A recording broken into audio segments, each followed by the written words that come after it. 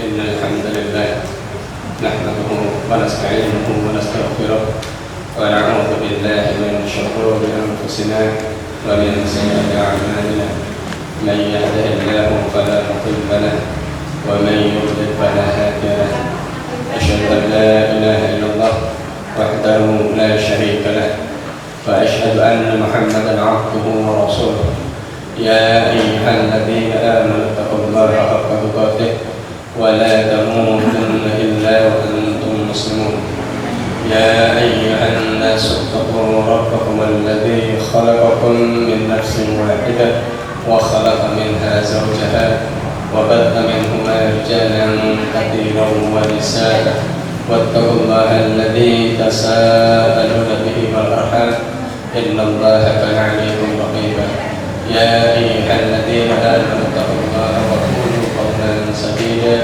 يصلح لكم أعمالكم ويغفر لكم ذنوبكم ومن يطع الله ورسوله فقد فاز فوزا عظيما أما بعد فإن أصدق الحديث كتاب الله وخير الهدي محمد صلى الله عليه وسلم وشر الأمور محدثاتها وكل محدثة بدعة وكل بدعة ضلالة وكل ضلالة في النار وصلى الله على نبينا محمد وعلى آله وأصحابه ومن تبعهم بإحسان إلى يوم الدين. أيها الأخوة رحمكم الله, Bapak dan Ibu serta saudara kaum muslimin dan muslimat yang mudah-mudahan senantiasa berada di dalam limpahan rahmat Allah SWT. Kita melanjutkan kajian kita tentang tata cara sholat yang diajarkan oleh Rasulullah SAW. Kita sudah masuk kepada bab sujud pada pasal yang huruf C.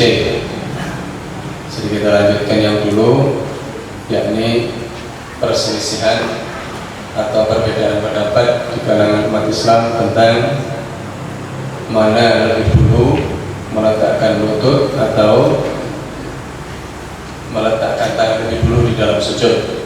Itu sudah kita bahas. Sekarang adalah tata cara sujud itu sendiri,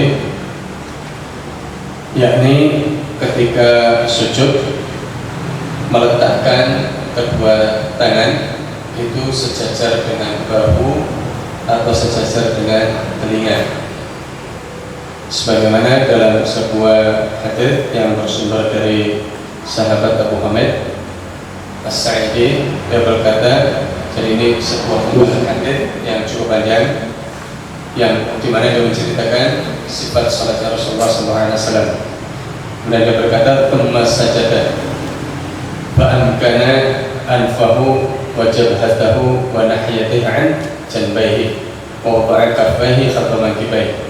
Bahwasanya Rasulullah SAW itu kemudian melakukan sujud sambil menekankan hidung dan dahinya ke bumi.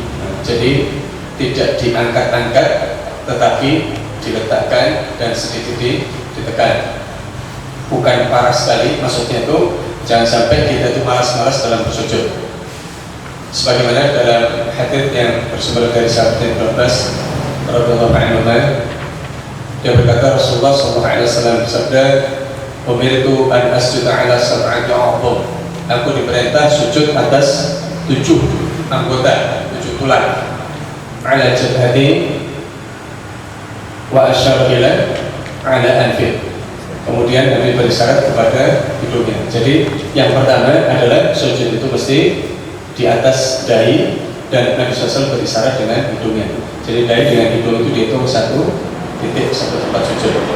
Nah ini terang Abu Humaid menjelaskan Rasulullah SAW ketika sujud itu betul-betul diletakkan dahi itu dengan hidung.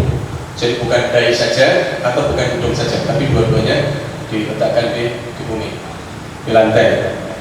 Kemudian beliau SAW meregangkan kedua tangan itu menjauhi lambungnya. Ini bisa kita pahami bahwa sholatnya Rasulullah SAW yang disaksikan oleh sahabat Abu Humaid itu adalah, atau sahabat-sahabat yang lain, tentu Yang pertama dalam posisi sebagai imam. Kedua, ketika Rasulullah SAW melakukan sholat sunnah secara sendirian. Karena Nabi memang selalu jadi imam. Kemudian meregangkan ini sangat mungkin untuk dilakukan. Maka ketika kita melakukan sholat sendirian, sangat dianjurkan untuk ikut kepada sunnah Nabi SAW itu, yakni menjauhkan sikut itu daripada lambung. Nah, jadi tidak didekatkan ke lambung, tetapi dijauhkan itu dengan tetap menghadapkan jari-jari dari tangannya itu ke arah kiblat. Jadi bukan meregangkan itu kemudian dimiringkan begini. Saya pernah melihat orang sholat itu karena mengejar sikutnya itu supaya jauh, jarinya itu diputar sehingga seperti itu. Tidak, tapi tetap jarinya itu diarahkan ke arah kiblat, lurus begitu. Terus kemudian wawada'a kaffaihi wa mankibai, dan Nabi sallallahu alaihi wasallam meletakkan kedua tangannya sejajar dengan pundaknya, sejajar dengan bahu, seperti ketika takbiratul ihram.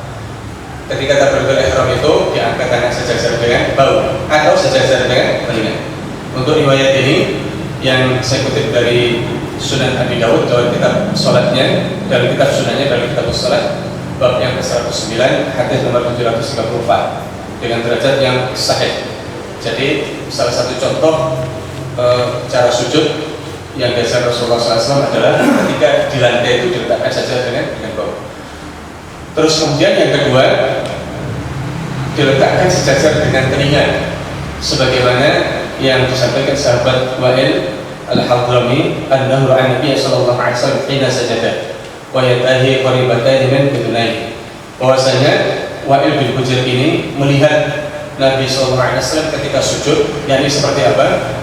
Wa yadahi qaribatan min udunayhi, jadi dua telapak tangannya itu berada di dekat kupingnya. Dalam redaksi lain, dalam riwayat lain saya dapati di mana Rasulullah SAW itu meletakkan wajah, yakni di antara dua tangannya. Sehingga ini dua riwayat yang saya dapat, dua riwayat sahih yang riwayat Imam Ahmad dalam kitab Musnadnya. Sehingga ketika sujud, hadits yang telah sampai kepada kita ada dua posisi tangan itu, yakni sejajar dengan bahu dan sejajar dengan telinga, seperti ketika takbiratul ihram.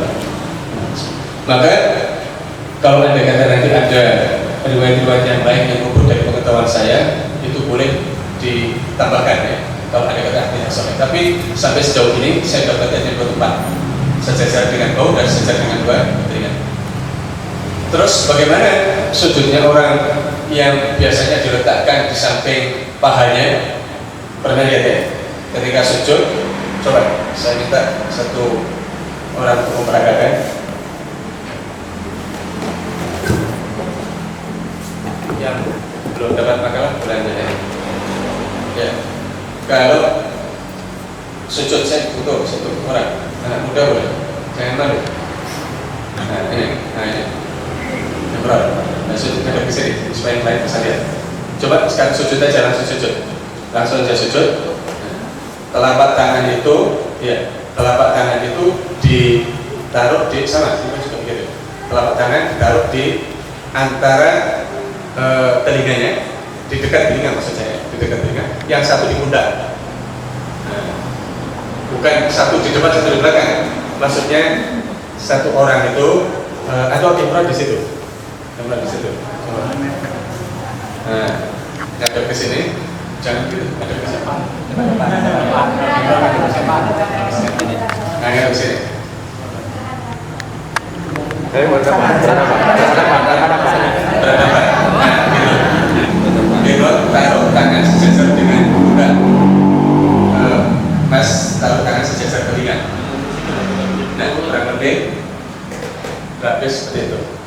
Ya, jadi sikutnya dijauhkan dari lambung. Sikutnya dijauhkan dari lambung, tetap jari-jari dengan menghadap ke arah kiblat. Nah, sujud yang benar adalah meletakkannya seperti itu. Terus kemudian ada lagi orang meletakkan tangan ketika sujud itu ada di samping apa, pahanya. Coba kasih praktek, taruh di samping paha. Nah ini sering saya dapati seperti ini. Ini tidak saya dapati ini sebagai bagian daripada sunnah Rasulullah SAW. Kata beliau, harus kita ubah. Pernah lihat ya? Pernah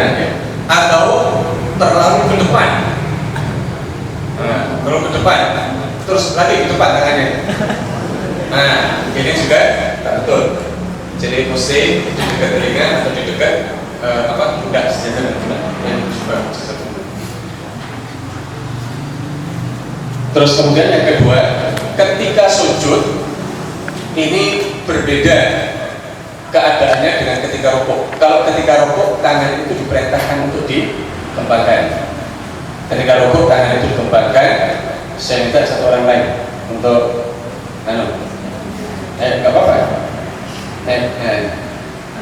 Ada ke depan boleh, ke samping pokoknya, masalah samping mana saja.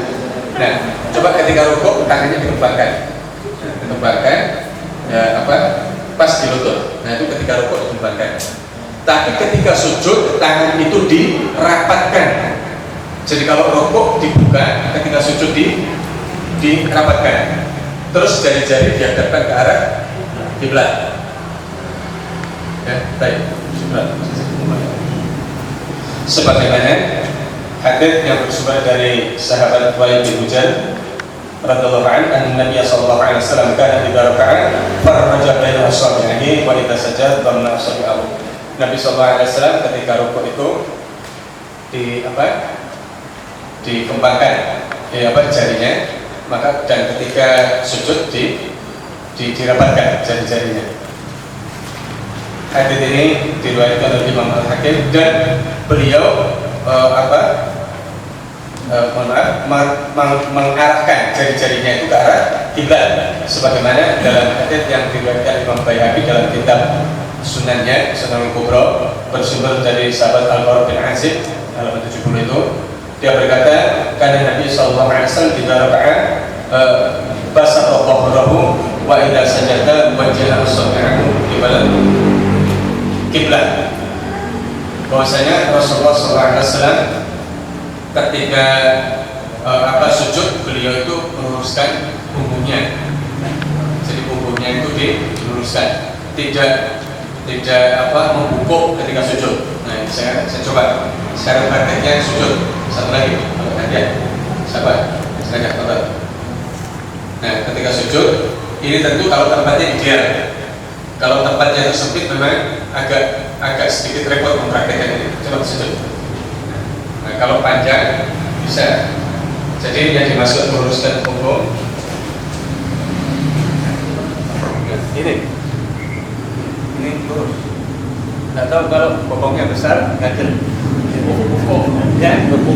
Ya. Jadi tapi jangan membungkuk. Ini sekarang saya buat contoh kalau membungkuk. Ini mundur.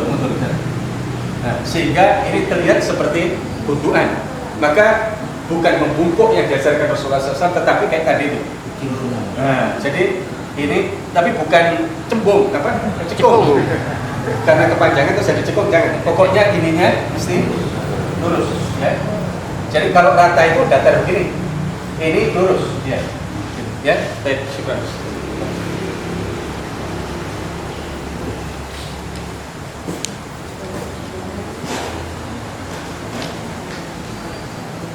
Terus kemudian melakukan sujud dengan 7 anggota.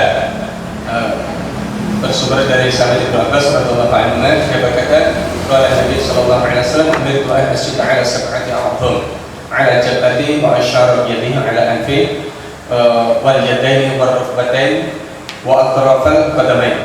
Aku diperintah sujud dengan 7 anggota. Kemudian Rasulullah mengatakan, menyampaikan 'ala jabhati, yakni di atas kening. Terus wa asyara yadihi ila anfi. Kemudian Nabi SAW berisyarat dengan jarinya ke arah hidung. Jadi untuk dahi dengan hidung itu satu paket, satu tempat sujud. Kemudian wal yadaini dan 2 tangan. Ini dihitung satu-satu. Jadi dahi dengan hidung dihitung 1, kemudian 2 tangan. Jadi jumlahnya 3. Kemudian baru batain 2 lutut. Berarti 5, dan kemudian wa atrafil qadamain dan 2 ujung daripada jari, 2 ujung daripada jari kaki. Nah, maka ini totalnya jumlahnya adalah 7. Hadis ini diriwayatkan Imam Bukhari dalam kitab sahihnya, dalam kitabul adzan bab yang 134, hadis nomor 812. Juga diriwayatkan Imam Muslim dalam kitab sahihnya nomor 490. Terus kemudian di pasal yang F, ketika sujud itu tidak membentangkan sikunya. Saya mau dikoreksi kalau bahasa saya kurang bagus. Yang dimaksud walayat sud dira'ih itu adalah seperti ini. Nah, saya lagi minta satu orang lagi. Contoh sujud yang salah. Saya minta satu orang ngadep ke samping, sujud tolong sikunya dihamparkan. Nah, ini yang dilarang. Rasulullah SAW menyampaikan la yabsut dira'ih kalbi. Jangan apa bahasanya itu? Menghamparkan atau membentangkan apa ini kalau bahasa Indonesia? Ya, sikunya itu ditaruh di lantai. Apa bahasanya? Menghamparkan. Ya, menghamparkan. Di sini saya tulis membentangkan, menghamparkan. Jangan menghamparkan atau membentangkan. Pokoknya sikut itu mesti diangkat. Tidak ditempelkan dua-duanya di lantai. Sikutnya tidak boleh kena lantai. Kalbi seperti anjing.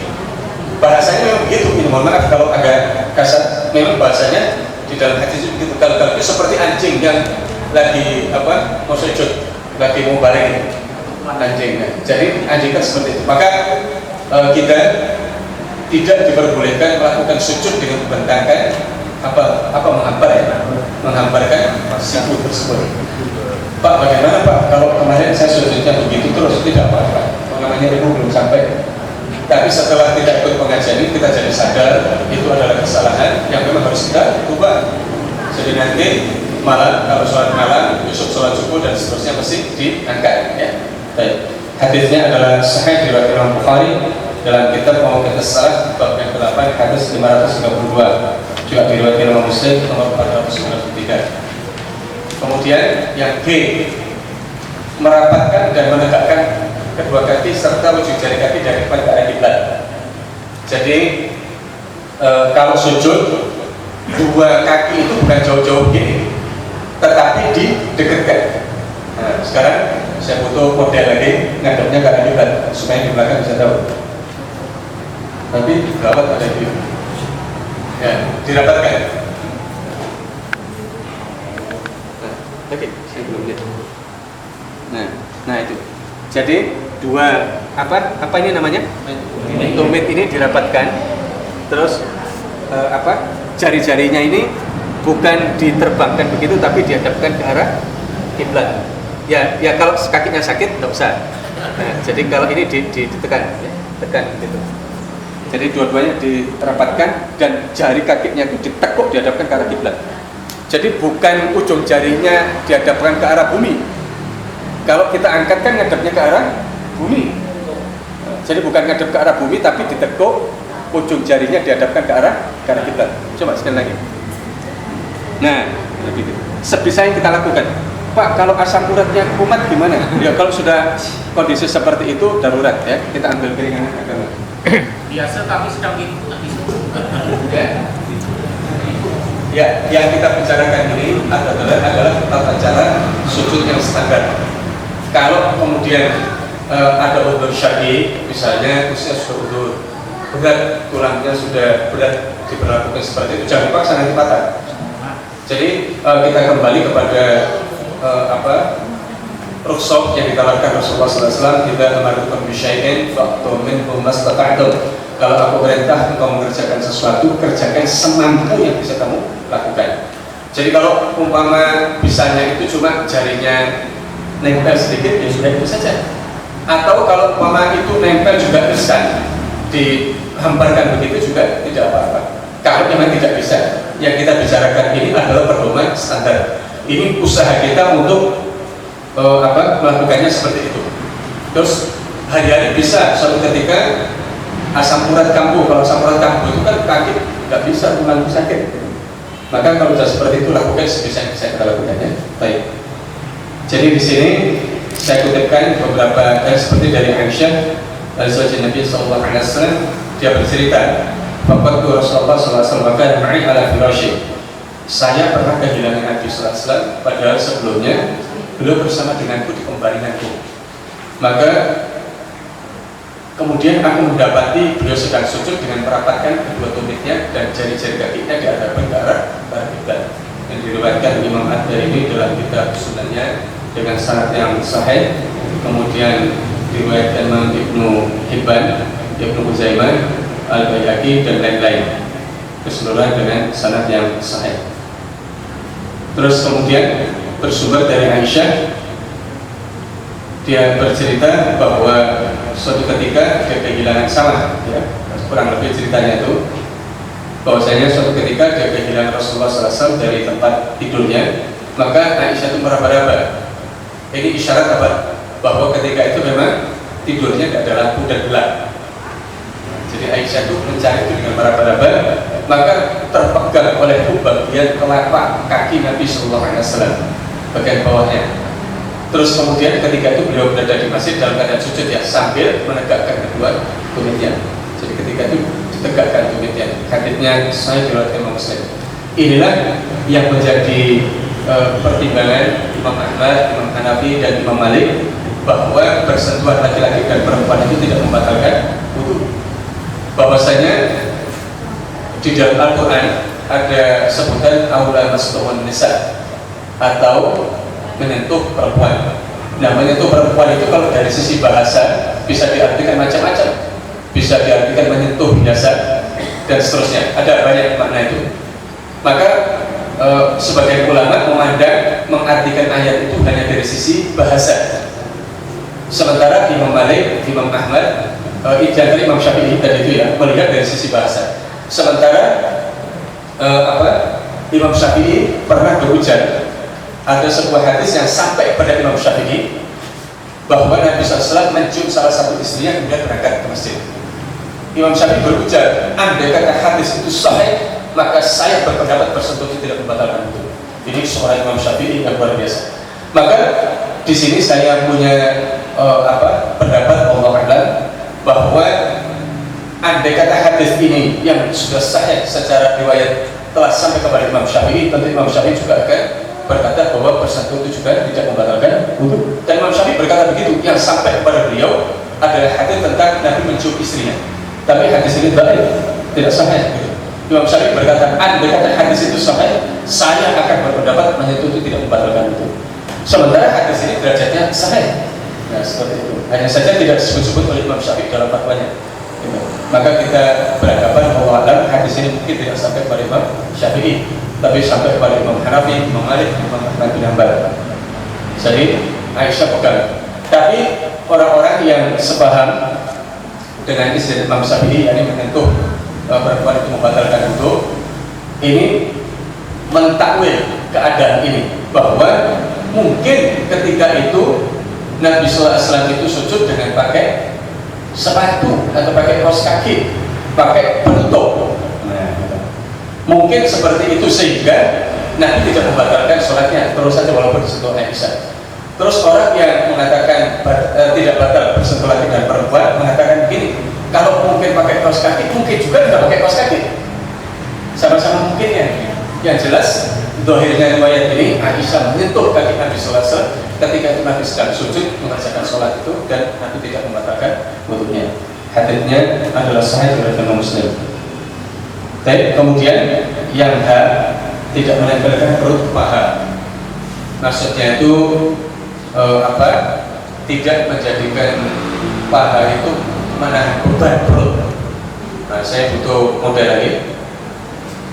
Saya butuh model satu orang. Ayo.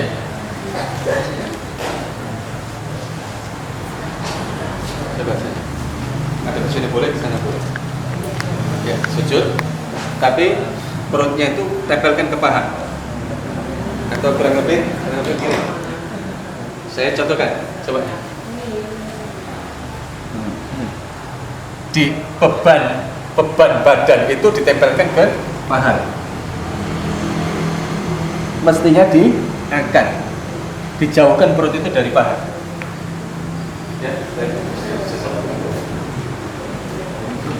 dan seperti itulah saya dapati di kitab-kitab fikih. Tapi saya belum jumpa hadis yang sahih yang membahas masalah ini. Yang saya dapati adalah hadis yang dhaif. Tapi seperti itu saya dapati di kitab-kitab pelajaran tentang sholat Nabi. Maka ini saya kutipkan saja untuk begini. Tapi karena hadisnya itu tidak sahih, saya tidak berani menjadikannya sebagai hujjah, sebagai dalil pokok. Gitu. Hanya saja mungkin anjuran, jangan diyakini datangnya dari Rasulullah SAW karena hadisnya tidak sahih. Kemudian berikutnya adalah tumaninah. Tumaninah itu tenang, tidak tergesa-gesa, bangun. Artinya ada jeda ya. Ketika kita sujud, antara sujud dengan bangun, dengan duduk antara dua sujud itu ada masa. Jadi ada masa tenang ketika sujud. Jadi tidak bersambung. Ketika sujud langsung duduk, sujud lagi langsung berdiri. Bukan begitu. Yang dimaksud tumaninah itu ketika sujud diam. Habis itu beberapa saat baru duduk. Nah, diamnya itu dengan membaca bacaan sujud sebagaimana dari Rasulullah SAW. Jadi saya kutipkan hadisnya bersumber dari sahabat Abu Hurairah radhiyallahu anhu, anna Rasulullah SAW qala, "Idza kunta ila as-salati fakabbir, thumma qra' ma tayassara ma'aka min al-Qur'an, thumma rka' hatta tatma'inna raki'an, thumma irfa' hatta ta'tadila qa'iman, thumma isjud hatta tatma'inna sajidan." Apabila engkau mengerjakan salat, maka berwudulah. Mohon maaf, di sini tidak ada kalimat wudu. Idza kunta ila as-salat fakabbir, kalau mengerjakan salat maka bertakbirlah. Kemudian bacalah apa-apa yang mudah daripada Quran. Kemudian rukuklah sehingga tumaninah dalam rukuknya. Kemudian bangkitlah sehingga kau tegak dalam berdiri. Jadi jangan baru berdiri bongkok terus sudah sujud. Ada yang biasanya begini. Misalnya ketika rukuk baru. Nah, jadi ini ketika i'tidal betul-betul tsumma hatta ta'tadila qa'iman. Bangkitlah berdiri sampai betul-betul tegak. Enggak boleh sujud sebelum ini betul-betul tegak. Ada orang itu seperti ini. Ya, tidak betul-betul tegak berdiri. Jadi harus tegak berdiri. Kemudian masjud hatta tatma'inna sajidan, sampai betul-betul tenang di dalam sujud. Jadi enggak boleh habis sujud langsung ngeper mental itu. Itu tidak boleh. Itu yang disebut dengan tumaninah.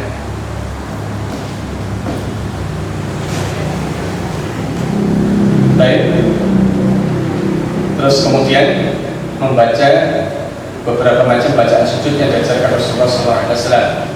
Di situ ada Subhana Rabbil A'la, kemudian Subhanakallahumma wa bihamdika Allahumma firli. Ini tidak membutuhkan pembahasan yang panjang. Hanya saja yang perlu kita bahas adalah halaman 75, yakni tambahan wa bihamdi. Tambahan wa bihamdi itu diriwayatkan oleh Imam Abi Dawud di dalam kitab sunannya, tetapi Imam Abi Dawud sendiri menyaksikan kedudukan tambahan wa bihamdi di situ. Artinya dengan bahasa yang mudah, Imam Abi Dawud tidak menganggap riwayat ini sebagai riwayat yang sahih. Tetapi Syekh Al-Albani kemudian ia juga menilai hadis ini sebagai hadis yang baik di dalam penelitian beliau terhadap Sunan Abi Dawud, tapi di dalam sifat sholat Nabi-nya di situ disebut riwayat ini derajatnya adalah sahih. Nah, seperti itu. Saya tidak tahu mana yang ditulis lebih dulu oleh beliau. Kalau yang ditulis lebih dulu adalah sifat sholat Nabi, maka dengan penelitian beliau terhadap Sunan Abi Dawud itu sudah cukup sebagai koreksi terhadap penelitian beliau sebelumnya. Tapi kemudian banyak sekali hadis-hadis yang menyatakan tambahan bihamdi ini diriwayatkan dari banyak sahabat, di antara dari sahabat Ibnu Mas'ud, dari Hudzaifah Al-Yamani, terus kemudian dari dari Uqbah bin Amir. Nah, jadi ada hadis yang diriwayatkan dari Rasulullah SAW dengan berbagai macam sanad yang bersumber dari beberapa sahabat yang berbeda-beda, tapi keseluruhan derajatnya adalah dhaif. Sementara yang disepakati tentang sahihnya riwayat itu hanya sampai Subhana Rabbiyal A'la. Demikian Allah a'lam. Terus kemudian Imam Ahmad bin Hanbal, Imam Hanbali itu dia berkata, kalau saya tidak pakai tambahan wa bihamdi. Ini dikutip di dalam Aunul Ma'bud, syarat daripada Sunan Abi Dawud. Baik. Terus kemudian bacaan yang paling banyak dibaca oleh Rasulullah SAW di dalam sujud atau rukuknya itu adalah Subhanallah wa bihamdika Allahumma firli. Ini diriwayatkan Imam Bukhari dan Muslim. Selain itu banyak ada saya kutipkan, jadi ini tidak saya baca ulang, bisa dibaca sendiri nanti di rumah. Nah, yang kita bahas selanjutnya adalah halaman 77 tentang dilarang membaca ayat Quran ketika dalam sujud. Jadi Rasulullah SAW menyampaikan ini nuhitu an aqra'al Quran raka'an wa sajidan. Aku dilarang untuk membaca Al-Quran, maksudnya dilarang oleh Allah SWT untuk membaca Al-Quran ketika rukuk dan ketika sujud. Jadi kita juga seperti itu, ketika rukuk dan sujud maka jangan membaca Al-Quran. Terus kemudian dianjurkan untuk banyak berdoa ketika sujud. Contoh-contoh yang ada di dalam hadits kan ada dulu disampaikan di dalam halaman 77 itu. Adapun ketika wa amma sujud fastahidu fit du'a. Adapun ketika sujud maka hendaklah seseorang itu bersungguh-sungguh untuk berdoa karena kemungkinannya dikabulkan itu sangat besar. Itu halaman 77 hadis yang diriwayatkan Imam Muslim. Nah, ini saya berikan, saya kutipkan beberapa contoh doa yang diajarkan Rasulullah SAW ketika beliau berada di dalam salatnya, berada dalam keadaan sujud. Terus kemudian ada yang diriwayatkan secara umum, baik dibaca ketika selesai dari tasyahud sebelum salam, boleh juga dibaca ketika dalam keadaan sujud. Yakni halaman 77 dengan 78. Demikian Allah a'lam bishawab. Mungkin kita bisa lanjutkan ke diskusi. Kalau di dalam penyampaian tadi ada hal yang dirasa sebagai kesalahan, saya boleh koreksi untuk dilakukan kendala. Kalau ada yang kurang jelas boleh ditanyakan. Allah a'lam bishawab.